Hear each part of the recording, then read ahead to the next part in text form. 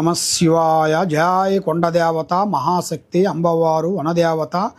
జయ కొండదేవతాయ నమ. జయ సమ్మక్కాయ నమ. జయ సారలమ్మాయ నమ. జయ అంబవారు దేవి మహాశక్తి స్వరూపిణి. జయ వనదేవతాయ నమ. ప్రజలందరికీ నమస్కారము. ఈ ఉగాది నుంచి వచ్చే ఉగాది వరకు 12 రాశుల వాళ్ళకి ఈ నూతన సంవత్సరమున ఈ ఉగాది నుంచి వచ్చే ఉగాది లోపులో స్థితిగతులు ఎలా ఉన్నాయి, వాళ్ళ ధనలాభము, వ్యాపారము, ఉద్యోగము, సంతానము, పెళ్ళి, ఉద్యోగము, వివాహము, జీవిత సమస్య, వైవాహిక జీవితము, కోర్టు సమస్యలు, భూమి సమస్యలు, సినిమా ఫీల్డ్ రంగంలో ఉండవలసిన వాళ్ళకి, రియల్ ఎస్టేట్లో ఉండవలసిన వాళ్ళకి ఎలా ఉంది, ఎలా జరుగుతుంది, ఎలా జరగబోతుంది అనేది ఈ 12 రాసుల వాళ్ళకి నేను ఇప్పుడు మీ గురించి అన్ని విషయాలు నేను వివరంగా చెప్పబోతున్నాను. ఈ వీడియోని మీరు లాస్ట్ వరకు మీరు చూసినట్టుగైతే మీకు అన్ని విషయాలు మీకు అర్థమవుతాయి. తదుపరి రాశి కన్య రాశి. ఈ కన్య రాశిలో ఉండవలసిన వాళ్ళకి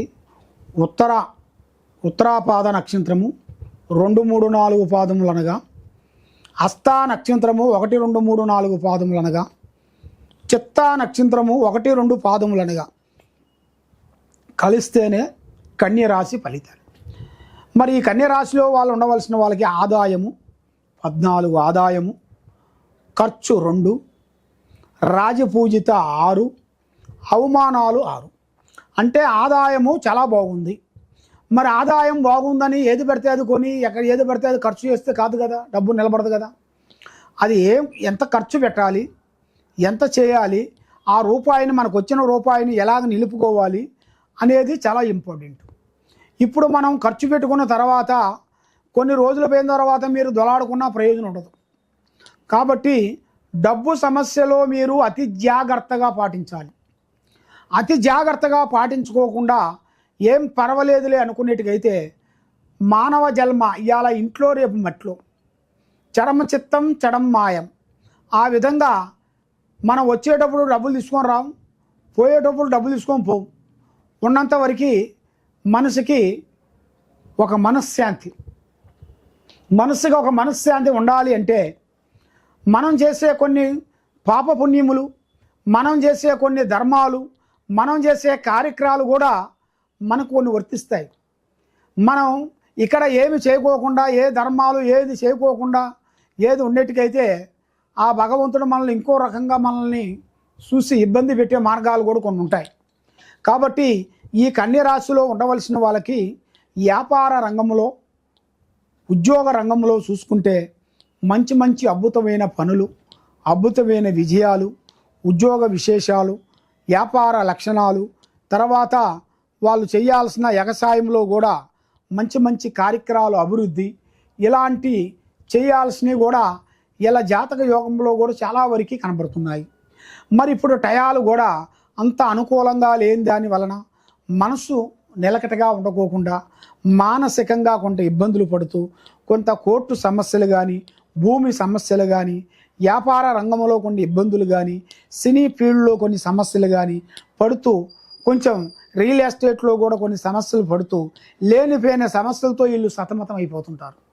మరి లేనిపోయిన సమస్యలతో వీళ్ళు సతమతమైన వాళ్ళందరికీ వీళ్ళకి ఒక మంచి రోజులు, మంచి మంచి కార్యక్రమం ఎదురయ్యే మార్గాలు అతి దగ్గరలోనే కనబడుతున్నాయి. మరి ఈ కన్యరాశి వాళ్ళకి ఒకటే మాట, ఒకటే భార్య అంటారు. ఈ కన్యరాశి వాళ్ళు ఉండి ఉండి ఉండి ఉండి ఆలోచించి ఒక నిర్ణయం తీసుకుంటారు. ఆ నిర్ణయం తీసుకున్నారు అనుకోండి, ఆ నిర్ణయం 100% కరెక్ట్ సెట్ అయిపోతుంది. అలాంటి మనస్తత్వం కలిగిన వాళ్ళు, మనసు విధానము, ఆలోచన, మనస్తత్వము చాలా సున్నితమైన మనస్తత్వం. ఒకరిని ఇబ్బంది పెట్టి, ఒకరిని నాశనం చేసి, ఒకళ్ళ ఆస్తి కావాలి, ఒకళ్ళ డబ్బులు కావాలి అని ఎదురు చూసే మనస్తత్వం కాదు. చాలా వరకు బాధపడే వాళ్ళందరికీ హెల్పింగ్ చేస్తుంటారు. కాబట్టి వీళ్ళు ఎక్కువగా చేయాల్సింది అష్టలక్ష్మిని వీళ్ళు ఎక్కువగా పూజించాలి. ఆ అష్టలక్ష్మిని వీళ్ళు ఎక్కువగా పూజించినట్టుగైతే అష్ట ఔశ్వర్యము, భాగ్యభోగాలు, మనశ్శాంతి ప్రాప్తి కలుగుతాయి.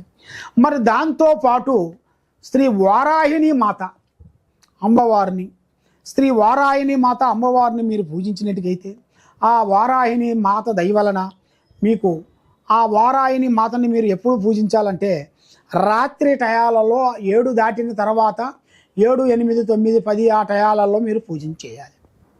రాత్రి టయాలలో ఆ అమ్మవారిని మీరు పూజించినట్టుకైతే మీకు ఆ అమ్మవారు మీ మీద ఎవరెవరు మీ మీద శత్రువు నాశనం చేస్తున్నారో, ఎవరెవరు మీ మీద కొన్ని ప్రయోగాలు చేస్తున్నారో, బాలావతి, చంద్రావతి, కట్టావతి, పూజావతి ఇలాంటి మీ మీద కొన్ని మంత్రదండలను కొన్ని పంపించి మీ కుటుంబాన్ని కొంత నాశనం చేయాలని చూస్తున్నారో వాళ్ళకన్నిటికీ బుద్ధి చెప్పి వాళ్ళన్నిటినీ అరికట్టే దేవతే వారాహిని మాత.